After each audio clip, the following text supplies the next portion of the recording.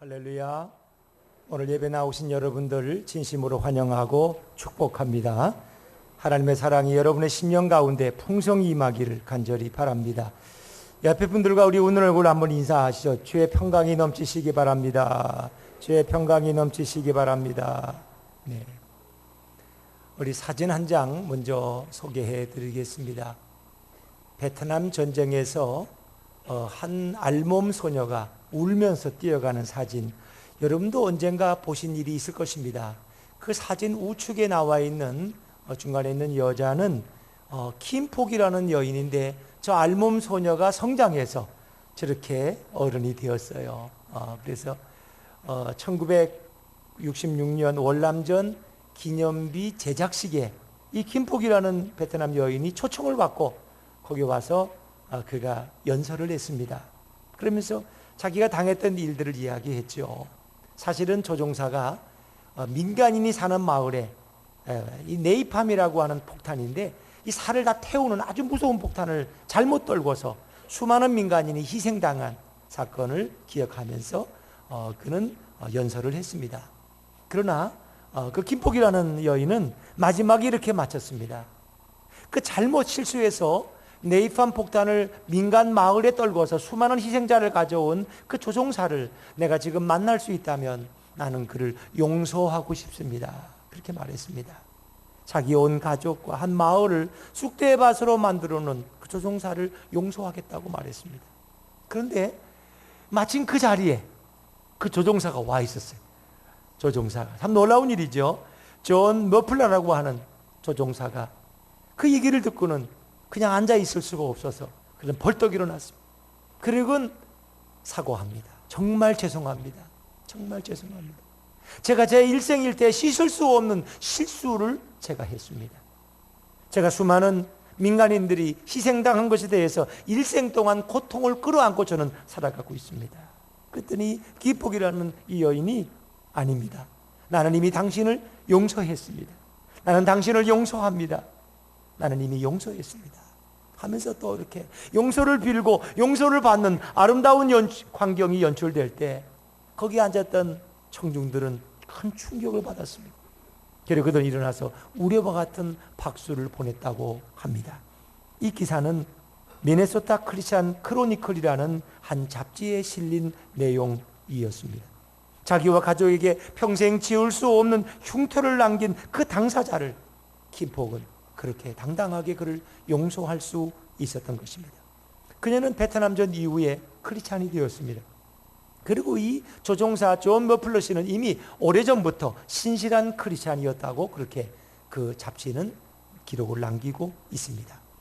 여러분, 용서란 이렇게 위대한 것입니다. 용서는 위대한 사건입니다. 정말 이런 일들이 우리 삶 가운데 매일매일 경험될 수 있다면 얼마나 좋겠습니까? 하나님께서 우리 인간의 죄를 용서하기 위해서 예수님을 이 땅에 보낸 십자가 사건은 위대한 용서의 사건인 것입니다. 이런 아름다운 위대한 용서의 사건이 오늘 빌레몬서에도 소개되고 있습니다. 바울은 로마 감옥에 갇혀서 재판을 기다리고 있었는데 거기에 한 죄수가 들어왔는데 그의 이름이 오네시모라는 죄수였습니다.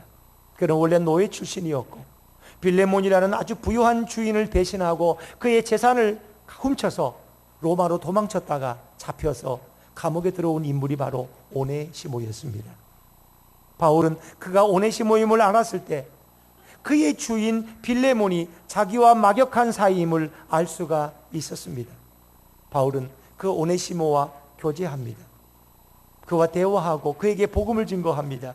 그래서 얼마 후에 이 도망친 노예, 이 오네시모가 거룩한 하나님의 자녀가 됩니다. 그리고 바울은 그를 너무너무 사랑합니다.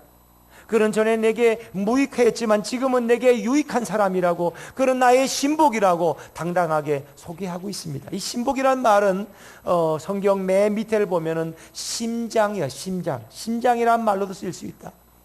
다른 번역에 보니까 그는 내 생명 같은 사람이다, 그는 나의 분신 같은 사람이다, 이렇게 표현하고 있습니다. 여러분, 몸에서 심장이 얼마나 중요합니까? 심장이 잘못되면 사람은 더 이상 살 수가 없습니다. 마치 오네시모는 그 죄수되었던 오네시모가 바울에게는 심장 같은 존재가 되어서 떨어질래야 떨어질 수 없는 사람이 되었던 것입니다. 그리고 바울은 이제 이 오네시모를 옛 주인인 빌레몬에게 돌려보내면서 그에게 손에 이 빌레몬서를 기록해서 들려주었습니다. 자, 오늘 본문의 얘기는 이런 이야기입니다. 그러나 우리는 이 본문을 보면서 이런 질문도 할 수 있습니다. 정말 바울은 이렇게 해도 괜찮은 것인가? 자기의 막역한 동역자 빌레몬에게 재산상의 손실을 끼친 인물, 또 믿었던 노예에게 배신당한 빌레몬은 얼마나 아픈 가슴을 끌어안고 살아가고 있었을까? 그런데 바울은 오네시모를 그 빌레몬에게 보내면서 그를 용서해 주라고, 마치 나를 맞이하듯이 그 도망친 노예를 영접해 달라고, 그런 나의 기쁨이요, 나의 생명이요, 나의 동역자라고 이렇게 말할 수 있을까? 더구나 주인을 배신한 그런 노예를 내가 갇힌 중에서 낳은 아들이라고 이렇게 표현할 수 있을까요? 여러분, 우리가 빌레몬의 입장에서 한번 생각해 보세요. 그 많은 죄수들 가운데 특별히 오네시모를 더 신뢰했고 그를 더 잘해 주었고 그에게 그래서 모든 재정을 맡겼는데 그가 어느 날 나를 배신하고 돈가방을 들고 도망을 쳤다면 그 일로 인해서 이 빌레몬은 얼마나 많은 고통의 나날을 경험했겠습니까? 빌레몬은 원래 골로새의 큰 부자였습니다. 에베소에 잠시 왔다가 바울에게서 복음을 듣고 그런 예수를 영접한 크리스찬이 되었습니다. 그러나 아마 모든 자기 데리고 있는 종들에게도 매우 관대했던 사람이었던 것 같습니다. 그러나 믿었던 도끼를 발등지킨다고 믿었던 사람에게 배신을 당했을 때 아마 빌레몬의 마음의 상처는 더 컸을 것입니다. 그런데 빌레몬이 달랑 들고 온 바울의 편지 한 장 때문에 과연 오네시모를 그렇게 쉽게 용서할 수 있을까요? 그로 인해서 내가 일생에 큰 상처를 입었다면, 물질적인 손실을 보았다면 여러분, 그를 쉽게 용서한다는 건 거의 불가능하지 않겠습니까? 어떤 분들 그런 얘기 들었어요. 동업자와 같이 사업을 했는데 믿었던 동업자가 사기를 쳐서 모든 돈을 챙겨서 도망가 버렸어요. 나는 하루아침에 알거지가 됐고 길바닥에 온 가족이 나앉게 되었던 경험. 오랜 세월이 지나서 이제는 집도 갖고 이제는 먹고 살만하지만은 비록 기억 속에서는 잊어버렸지만 그를 용서한다는 건 거의 불가능해 보이는 것입니다. 바울 자신도 이 감옥방에 들어온 노예가 빌레몬에게서 도망친 노예 오네시모임을 알았을 때 쉽사리 그를 받아들이지 못했을 것입니다. 아마 경계의 눈초리로 그를 보지 않았겠습니까? 왜? 한 번 배신한 노예는 두 번도 배신할 수 있는데 내가 과연 저에게 마음문을 열 수 있을까? 더구나 이 빌레몬이라는 사람은 바울의 아주 동역한 친구입니다. 정말 뗄래야 뗄 수 없는 그런 선교의 동역자인데 내 친구 빌레몬의 마음을 아프게 한 것은 바로 나의 마음을 아프게 한 것이고, 내 친구 빌레몬의 재산을 손에 보게 한 것은 곧 내 재산을 손상시킨 것과 똑같은데요. 바울은 아마 쉽게 오네시모에게 마음을 열 수 없었을 것입니다. 그럼에도 불구하고 결론적으로 오늘 이 본문의 상황에서 사랑의 하나님, 용서의 하나님은 사도 바울의 마음을 열게 하시고 사도 바울을 통해서 오네시모의 인생을 바꿔놓은 줄로 믿으시기 바랍니다. 여러분, 이 바울과 오네시모가 만난 게 너무 절묘하지 않습니까? 어떤 그런 감옥방에서 그런 같은 시간에 같은 자리에 만날 수 있다는 건 기적 같은 일입니다. 그를 통해서 하나님은 도망친 노예 오네시모의 인생을 바꿔놓습니다. 하루하루 감옥에서 재판을 기다리며 고통스러운 삶을 보내던 바울은 이제 한 영혼을 주님께로 인도하는 또 하나의 쾌거를 이루고 그 마음이 얼마나 기뻤겠습니까? 때로는 어떤 일들이 내게 의미 없이 보여집니다. 여러분, 우리가 로마의 성지순례를 가보면 그 바울이 갇혀있던 감옥이라고 보여주는데 지하 감옥입니다. 하루에 햇빛이라고는 한두 시간 들어올까? 캄캄한 지하 감옥에서 빈대가 많은 곳에서 굶주리며 그냥 마냥 기다리며 생활했다면 바울의 마음에도 원망이 있지 않았겠습니까? 그러나 거기서 하나님의 섭리는 오네시모를 만나게 하고 그의 인생을 바꿔놓게 하시고 정말 새로운 동역자를 만난 바울의 여러 마음을 이해할 수 있겠습니까? 바로 그렇습니다. 하나님께서는 오네시모를 보는 순간 바울의 마음속에 긍휼히 여기는 마음을 부어주셨습니다. 주인을 배신하고 도망친 뻔뻔한 노예 오네시모가 아니라 갈 길을 잃어 방황하는 한 마리의 이른 양으로 오네시모를 바라보게 하셨습니다. 저 영혼이 얼마나 불쌍할까? 자기 주인을 떠난 노예, 얼마나 하루하루 삶이 불안했을까? 왜? 그 당시에 로마 시대의 노예가 도망치면 어느 누구도 그를 처벌할 수 있고 그를 죽일 수 있습니다. 더구나 그가 붙잡히면 그의 이마에 F자를 써서 도망자라는 글씨를 남기기도 했다고 합니다. 주인은 얼마든지 노예의 목을 벨 수도 있었습니다. 그 오네시모가 얼마나 불안한 나날을 보냈겠습니까? 그러나 이제 바울을 만나서 그의 마음이 열리고 바울을 통해서 예수님을 소개받습니다. 바울은 지극한 사랑과 정성을 가지고 오네시모에게 사랑을 증거하고 예수의 복음을 전했습니다. 그래서 오네시모는 바울을 통해서 예수님을 알게 되고 예수님을 영접하고 거듭난 인생이 되고 새로운 존재가 된 줄로 믿으시기 바랍니다. 정말 바울에서 만난 인연이지만은 그 인연이 그들의 일생에 경험하지 못했던 놀라운 혁명을 이룰 수가 있었던 것입니다. 그것만 아닙니다. 이제 바울은 형기가 끝난 오네시모를 옆에 두고 싶었지만 그를 옛 주인 빌레몬에게 돌려보냅니다. 당신은 이제 돌아가서 옛 주인 빌레몬에게 용서를 받고 돌아오시오. 용서를 받고. 아직 빌레몬은 오네시모를 용서하지 못했을 것입니다. 그래서 당신은 빌레몬에게 돌아가서 용서를 받고 당당한 크리스찬으로 하나님의 동역자로서 이제 인정받고 돌아오시오. 그에게 편지를 써서 보낸 것이 빌레몬서였다 하는 것입니다. 여러분, 우리는 오래전에 우리 한국에 한번 많은 사람에게 시청되었던 밀양이라는 영화를 혹시 기억할지 모르겠습니다. 어느 여인이, 전도연이가 주연이었는데 서울에서 뭐 남편하고 헤어졌는지 어떻게 된지 기억이 안 나는데 저도 아들을 하나 데리고 밀양이라는 곳에 가서 별로 없는 생활이지만 좀 남들에게 기죽기 싫어서 좀 있는 책, 있는 옷도 좀 잘 입고 좀 돈도 있는 것처럼 뿌리면서 살았어요. 그랬더니 이 아이가 출석하는 학원 원장이 돈이 필요해서 이 아이를 부잣집 아들로 알고 이 아이를 유괴해서 납치했습니다. 결국은 돈도 받지 못하고 그만 아이를 두려우니까 죽여서 매장해버렸어요. 나중에 이 학원 원장이 구속됐습니다. 이 고통 가운데 이 전도연 씨는 예수를 믿고 그가 이제 변화된 삶을 살아가려고 합니다. 근데 어느 날 목사님 설교를 듣는데 당신이 누군가의 죄를 용서해야 진정한 평화가 온다는 말을 듣습니다. 하나님의 음성이었죠. 그리고 그 학원 원장, 구속된 사람을 용서하려고 감옥을 찾아갔습니다. 그랬더니 학원 원장이 뻔뻔스럽게 나는 당신의 용서가 필요 없다고, 이미 예수님이 나를 다 용서했기 때문에 나는 당신의 용서 따윈 필요 없다고, 나는 다리 쭉 뻗고 평화롭게 잘 살고 있다고 아주 쓰는 숨까지 짖는 거예요. 그걸 보는 순간 전도연이가 해가 다 돌아버리는 거예요. 아니, 내가 너를 용서하지 않았는데 누가 너를 용서했다고. 여러분, 그렇지 않습니까? 아들 잃어버린 어머니가 그를 용서하지 않았는데 그런 하나님이 자기를 용서했다고 뻔뻔한 얼굴로 그를 맞이합니다. 여러분, 이건 진정한 용서가 될 수 없어요. 내가 하나님께 용서받지만 사람에게 잘못한 것은 사람에게도 용서를 받아야 되는 것입니다. 그래야 진정한 용서가 이루어지는 것입니다. 그래서 오늘 바울은 오네시모를 멀리 있는 빌레몬, 골로새에 있는 빌레몬에게 보내서 주인에게 돌아가서 용서받고 돌아오게 합니다. 이것이 바로 용서의 원칙입니다.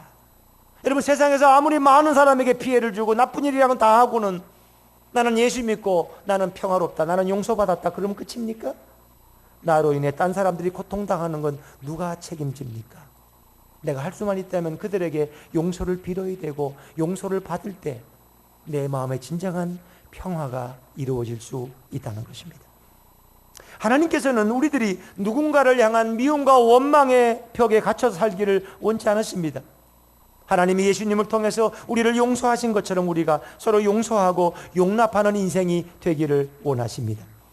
하나님께서는 예수님을 통해서 그 어떤 죄도 하나님 앞에서는 다 용서받을 수 있음을 우리에게 가르쳐주고 있지 않습니까?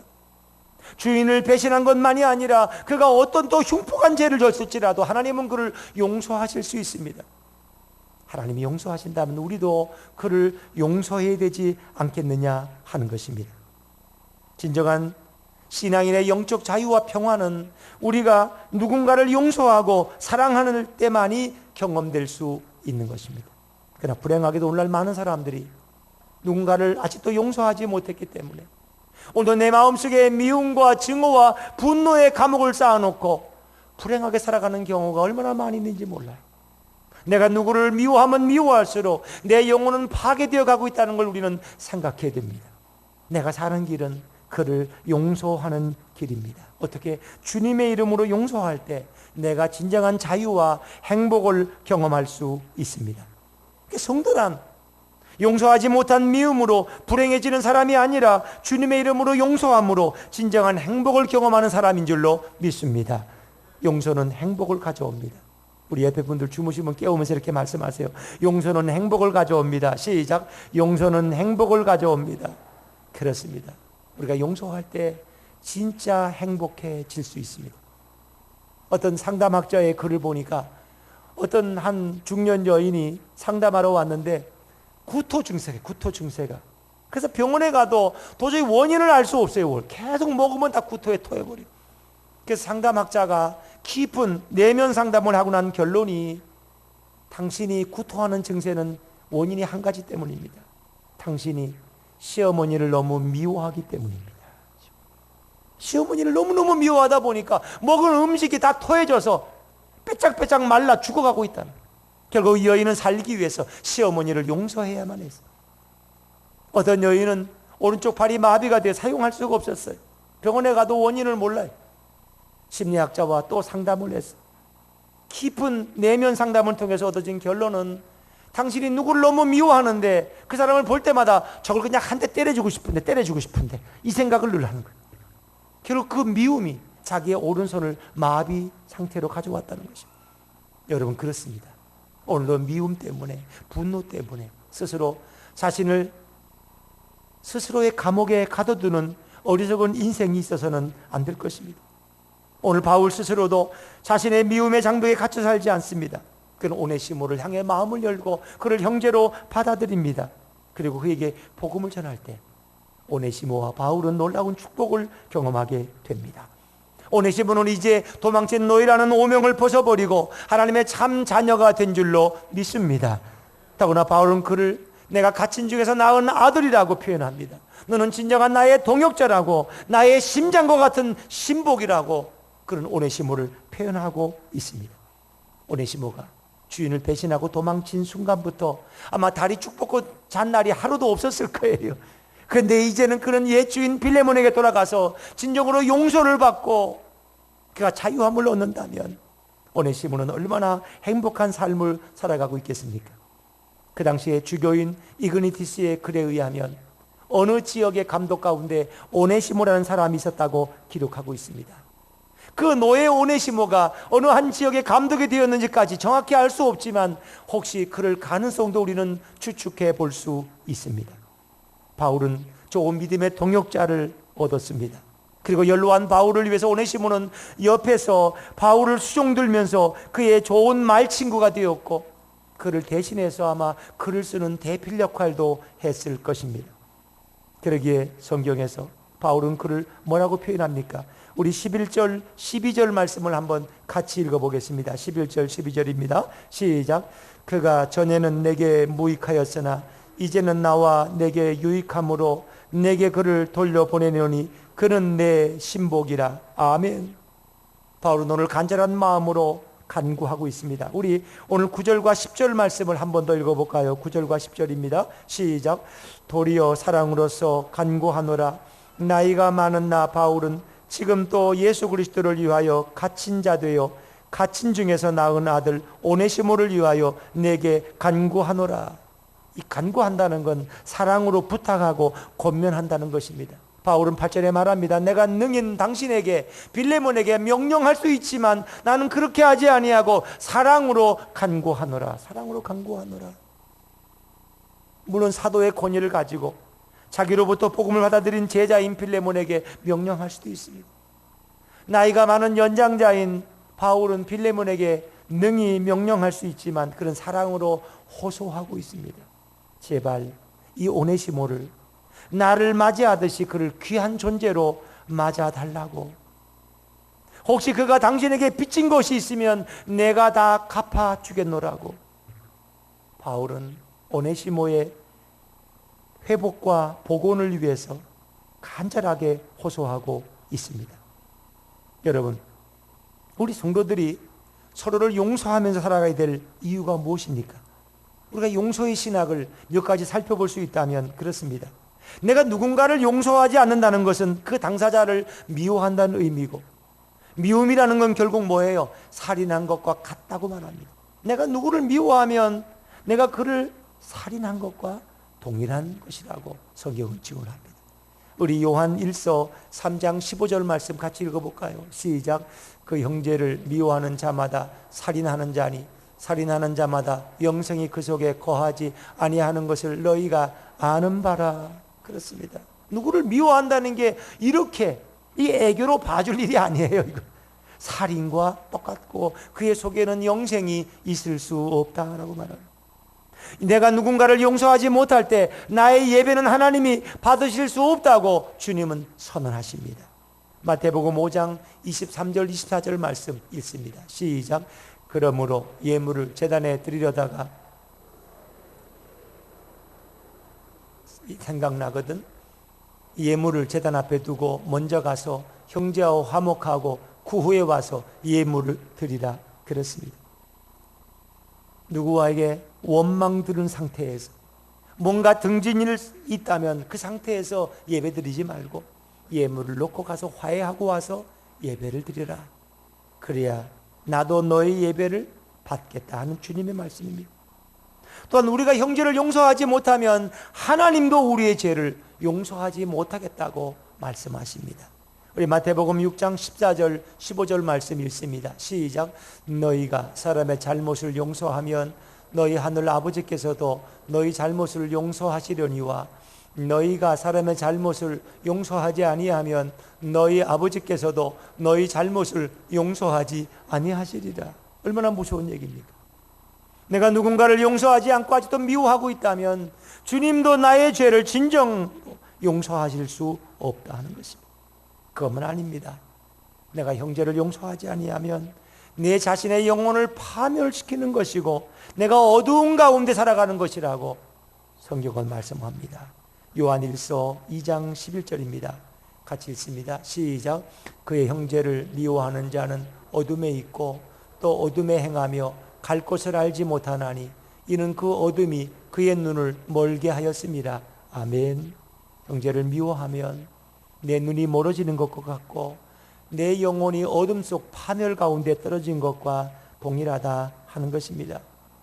고든이라는 분과 게일 맥도날드라는 유명한 상담학자가 쓴 글에 이런 글이 있습니다. 제가 읽어드립니다. 과거에 받은 상처 때문에 부모를 용서하지 못하는 사람들과 지나간 문제를 가지고 몇 년이나 상대를 용납하지 않는 부부들에게서 우리는 그들이 안고 살아가는 고통을 보게 된다. 해결되지 않은 관계의 무거운 짐에 눌려 신뢰와 믿음은 깎여가고 자유와 기쁨은 쉬 사라진다. 그러나 용서가 있는 곳에는 자유가 뒤따른다. 우리는 인간이 하나님께 가장 가까워지는 때는 바로 자비를 주고받는 과정에 있을 때라고 자신 있게 말할 수 있다. 그렇습니다.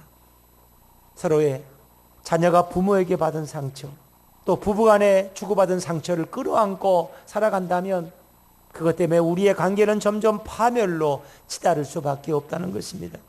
진정 용서하는 자만이 진정한 자유와 평화를 얻을 수 있다고 고든은 힘주어 강조하고 있습니다. 그렇습니다, 여러분. 마치 우리가 누군가를 미워하고 있는 것은 뭡니까? 화롯불을 내 가슴에 품고 있는 것과 같다고 말합니다. 그래서 원수 갚는 것은 너에게 있지 않고 나에게 있다고 하나님이 말씀하십니다. 내가 직접 원수를 갚으려고 하면은, 복수하려고 하면 그것은 하나님의 일을 가로채는 교만이라고 말하고 있습니다. 이제 우리는 우리 마음의 상처를 어떻게 할까요? 주님 앞에 고백하십시오. 하나님, 제가 누구 때문에 이런 마음의 상처가 있습니다. 제가 견딜 수 없이 너무 괴롭습니다.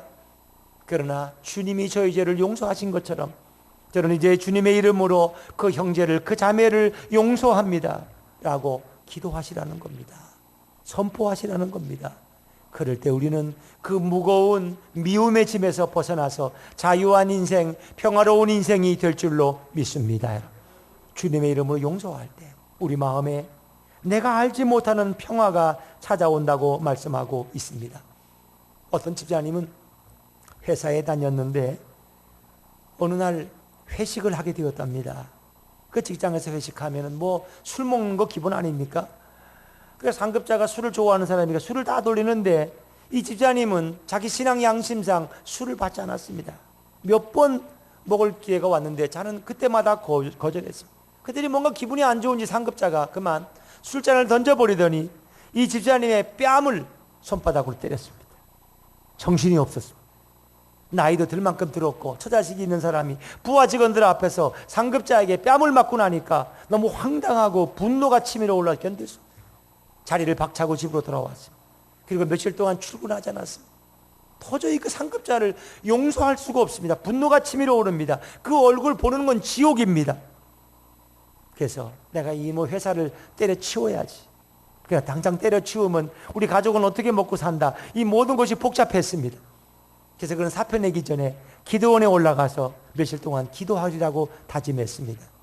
어느 날 밤 그가 기도하는데 하나님께서 그 집사님에게 이런 음성으로 말씀하셨습니다. 예, 아무개 집사야, 너는 겨우 뺨 한 대 맞은 것으로 그렇게 분하냐, 억울해하느냐? 나는 모든 만민에게 멸시천대를 당하고 고난을 받았단다. 그리고 너를 위해 나는 십자가를 졌단다. 그것은 분명한 또렷또렷한 주님의 음성이었습니다. 지사님은 생각해 봤습니다. 우리 예수님은 대시장의 경비병들에게 침뱉음을 당하셨고 얼굴을 가리고 그들은 주먹으로 때리면서 누가 너를 때리는지 예언자처럼 알아보라고 조롱했습니다. 경비병들은 예수님을 끌고 가서 마구 짓밟았습니다. 날카로운 채찍으로 예수님의 등짝에 상처를 냈습니다. 그러나 그런 가운데서 예수님은 자신의 자존심도 혈기도 변명도 드러내지 않고 묵묵히 당신의 십자가만을 지셨습니다. 집사님은 예수님을 생각하는 순간에 그 신비한 음성에 감동되고 예수님의 고난을 생각하면서 회개합니다. 그런 자신의 자존심을 내려놓습니다. 눈물로 하나님 앞에 회개합니다. 그리고 그는 그 다음날 아무 일 없듯이 직장에 출근했습니다. 회사에는 며칠 동안 놀라운 일이 일어났습니다. 자기의 뺨을 때렸던 그 상급자가 결정한 몇 가지 일이 잘못되어 회사에 막대한 손해를 끼치게 되었습니다. 그리고 또한 회식 자리에서 부하 직원의 뺨을 때렸다는 일도 고발이 되어서 그는 아주 궁지에 처하게 되었고 이제 그를 심판하기 위한 징계위원회가 곧 열린다는 소문을 듣게 되었습니다. 우리 같으면 참 고소하다. 내 그럴 줄 알았어. 그래, 복수는 내가 하는 게 아니라 하나님이 다 알아서 해주시는 거지. 할렐루야. 다음 주일 교회 가서 감사헌금 해야 되겠다. 이렇게 혼자 화장실 가서 웃지 않았습니다. 그 얘기를 듣는 순간 A 집사님은 오히려 그 상급자가 너무 불쌍해 보였습니다. 불쌍해 보였어요. 그런 사장님을 찾아가서 오히려 자기의 뺨을 때린 그 상급자를 구명하는 데 힘을 보탰습니다. 그분이 참 좋은 분인데 이런 실수를 한 것 같습니다.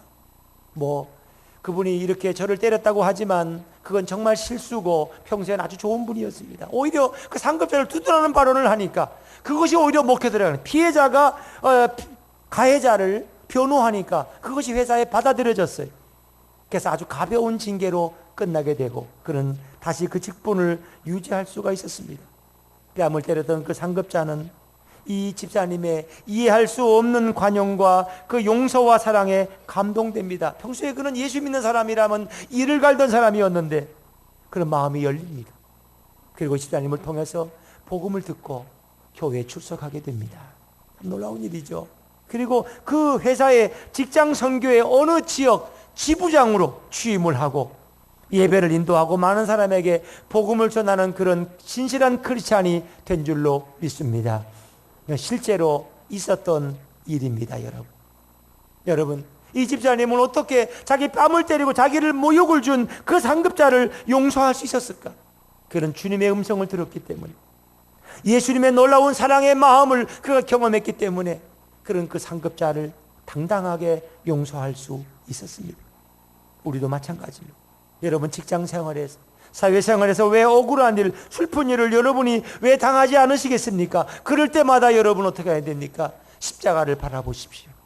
내 대신 십자가에서 고난을 당하고 모욕과 수치를 당하고 침뱉음을 당한 주님을 바라보시면 여러분은 승리할 줄로 믿습니다. 정말 우리가 주님을 바라본다면 우리가 용서하지 못할 사람도 없고 우리가 품지 못할 영혼도 없을 것입니다. 이제 우리가 해야 할 복수가 있다면 뭡니까? 그것은 바로 사랑의 복수입니다. 누군가 말했습니다. 가장 숭고한 복수는 바로 용서하는 일이다. 가장 위대한 복수는 누군가를 용서하고 사랑하는 것이다. 조지 오버트라는 분은 그런 말을 했어요. 다른 사람을 용서하지 못하는 사람은 스스로 자기의 다리를 파괴시키는 것과 같다. 내가 밟고 건너가야 될 다리를 스스로 도끼로 파괴시키는 것과 같다. 내가 누군가를 용서한다면 오히려 하나님께서 내 앞길을 열어주실 것이라고 그런 말하고 있습니다. 저는 오늘 마지막으로 에베소 4장 32절을 여러분에게 소개하려고 합니다. 우리 같이 읽습니다. 시작.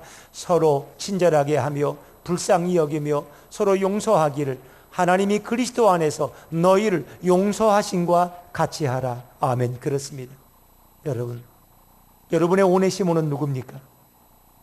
바울은 오네시모를 용서하고 받아들였습니다. 아마 결과적으로 빌레몬도 도망친 노예 오네시모를 용서하고 받아들였을 것입니다. 내가 오늘 품어줘야 될 영혼, 내가 용서해야 될 영혼은 누구십니까? 나의 오네시모는 누굽니까? 그 오네시모를 용서하고 주님의 사랑으로 받아들임으로써 주님이 주시는 축복과 은혜를 누리는 평강의 여러분들 되시기를 주의 이름으로 축원합니다. 축원합니다. 우리 말씀 생각하면서 함께 찬양하시겠습니다. 220장 찬양합니다. 사랑하는 주님 앞에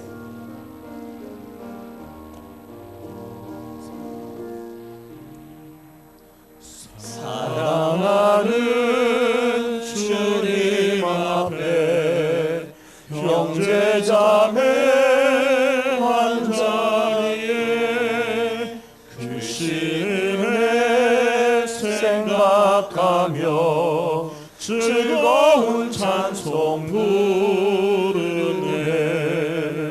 내 주 예수 본을 받아 모든 사람 내 몸같이 반란 근심 위로하고 진심으로 사랑하세. 사랑하는 주님 앞에 온갖 충성 다 바쳐서 괴로우나 즐거우나 주님만 힘써 섬기네.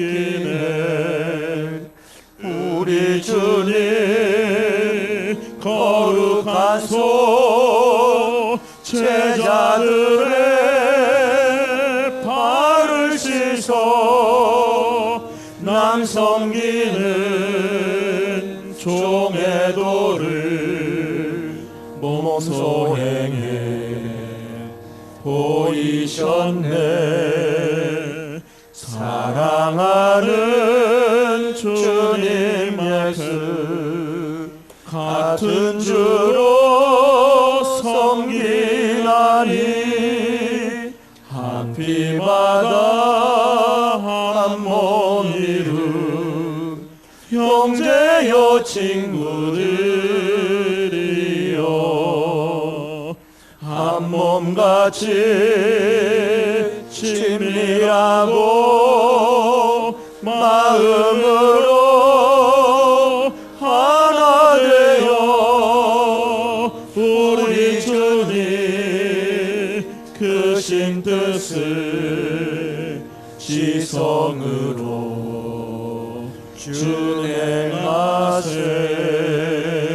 준행하세. 우리 같이 기도하겠습니다. 하나님, 우리가 용서하지 못하는 죄를 범했습니다. 미움과 증오의 벽을 쌓아온 저희들의 허물과 죄를 고백하오니 용서해 주시옵소서. 진정으로 형제와 자매를 용서할 수 있는 마음을 주십시오. 주님의 이름으로 저에게 잘못한 이들을 용서합니다. 예수님께서 우리의 죄를 따지지 아니하시고 다 용서하신 것처럼 우리도 용서하는 성도가 되겠습니다. 우리 함께 통성으로 기도하겠습니다.